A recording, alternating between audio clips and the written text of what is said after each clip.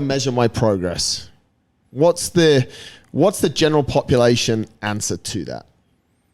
I suppose what you just said there, the general population answer to it is, for me, if we're in a class and so coach has said we're going to be doing 8 reps and we're looking to build some strength on it, I kind of want to be towards that end range, pretty close to failing.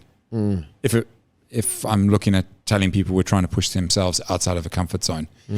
I think if it goes slightly beyond that, where we have people who know their numbers and they can start working on percentages and they track that sort of stuff, it becomes a lot easier to manage that. And that probably then extends to sort of where, Toby is with his training, and where we start to go towards the athletes, where they have to be quite focused on numbers almost when they're chasing that strength. Yeah, definitely. So again, touching on what you said, right? So we can kind of compare our progression in strength to two sides of a coin again. So one would be relative to your own body weight, right? So a consistent mass in that sense. So we can, on the endurance side of this gym, we can compare that to perhaps peak watts per kilo they can produce on a bike, right? We know that they're in a stronger position than they were 6 weeks ago if they can increase their watts per kilo for just a peak measurement. So let's say a 7-second sprint. Going more on the CrossFit side relative to body weight, let's take an example like a pull-up. Okay, so you're looking at your max strict pull-up, for example. So this might not even be body weight for a lot of people. It might be with a band, it might be band assisted. So you can measure that through how many bands we're using, what color band, whether we're using dumbbells, kettlebells, or anything like that. So that's from a body weight perspective. And then the second way we can look at it is a metric relative to an external force. So then you're looking at your more traditional strength training techniques, for your maximal strength, like your maximal strength, like a squat or a deadlift or a bench press, and then as well as some more dynamic strength numbers, maybe like a snatch or a clean and jerk. Yeah. So I think with what Toby's sort of described there is ideally how we'd like every person to kind of work, right?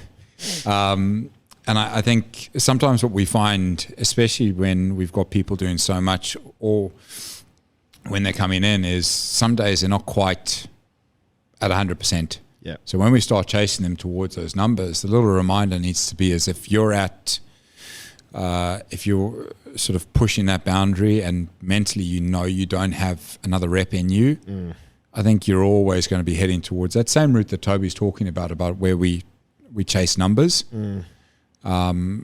That as long as it's pushing outside of that comfort zone. I know that's wishy-washy when we talk about what metrics. I don't think it is though, mate. I think it's actually super important in that if someone's had a disproportionate amount of external stress, so not training related stress, their central nervous system will still be in a state of stress. Yeah. So if they come into the gym and they're only chasing a number, they're thinking about his 130 kilo snatch, or let's just take 140, sorry.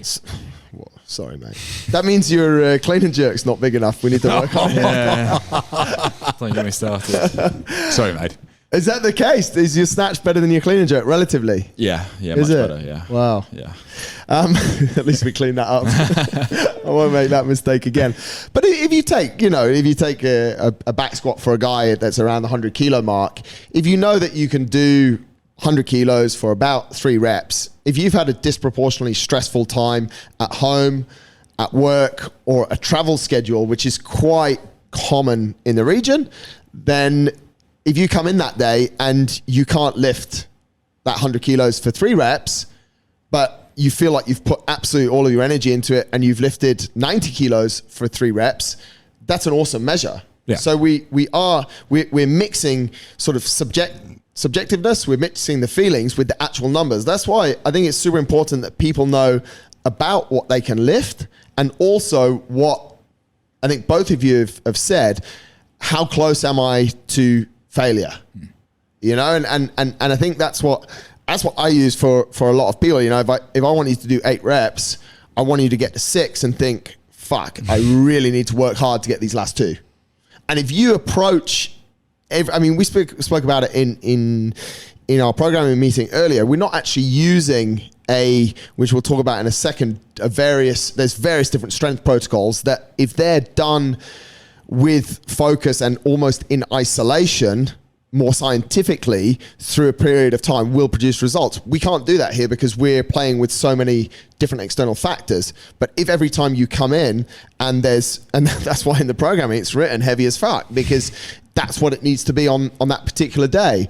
And then we'll also have times, and we've done this in the weightlifting, where, okay, we're reducing your rest, we're reducing the reps, so we're reducing the weight because we want to work on it technically.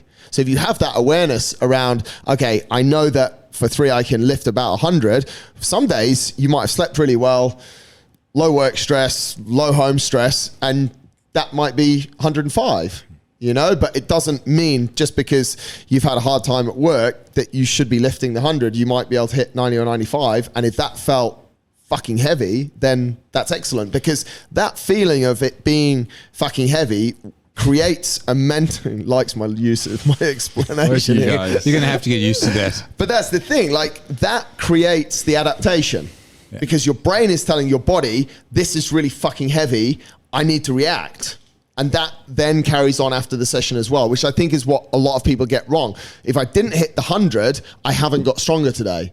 If you only hit 90, but all the signals from your brain to your body is, I'm going to get crushed under this, but I can make it, and you get through, you still get the adaptation. Yeah, I mean, rant over. I think this is probably going to jump to the next section where we talk about what we do here. Yeah. But I think maybe it was Toby I was talking to you. I was talking to you about it, I think, yesterday, where we see people, and if you're one of the people who does 2 sessions back to back, you're going to understand why, is where you have a strength piece or you're doing some workout and then trying to come do a strength piece.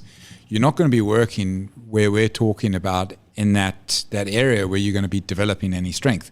All you're doing is just doing more work. I honestly think with what we do here, because of the amount of, I suppose, options we give people to build strength, while we don't necessarily give them something that's going to take them towards the games, what we do give them is, and Toby alluded to this earlier, is we give them functional strength, stuff that allows them to pick up a shopping bag, or to pick up their kid, or to put an object overhead. So while we don't necessarily create athletes, we do help people get stronger for life. Yeah, which I think is super important, right? I remember I was doing a talk about 10 years ago in the corporate setting to a group, and I asked them what's strength, what's fitness, and one guy said, I have a 3-year-old daughter, and every time I go home, she runs up to me and I lift her up and I give her a hug. I'm like, where's this going?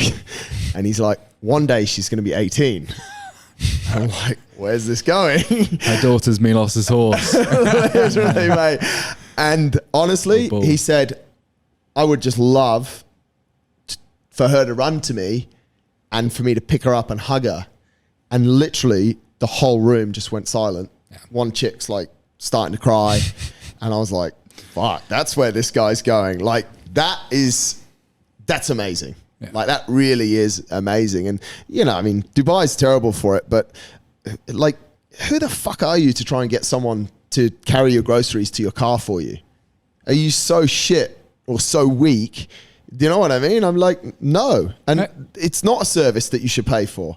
Yeah. Like you walk into Dubai airport and these concierge guys, there's like 50 each side. It's like they're going to have a scrum against each other or something. And I'll pay them 50 dirhams because I'm weak as piss.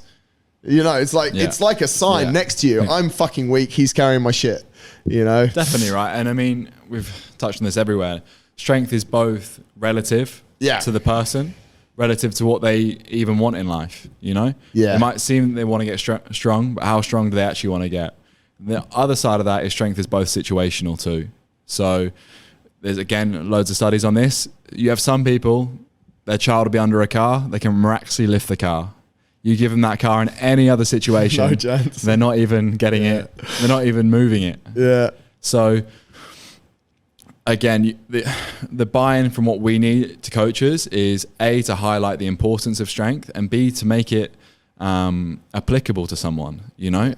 Speaking to my grandma about strength and how she needs to get strong on paper isn't going to work, but talking about, okay, well, we actually could extend your discrepancy would be maybe the the nicest way to go about it, but it's going to be effective, right? You need to make it applicable to someone. So whether that's someone wanting to hug their 18-year-old daughter, or whether that's someone wanting to be able to take their shopping bags in. And so it's super important as coaches and both people, we know the why behind why we're trying to get strong.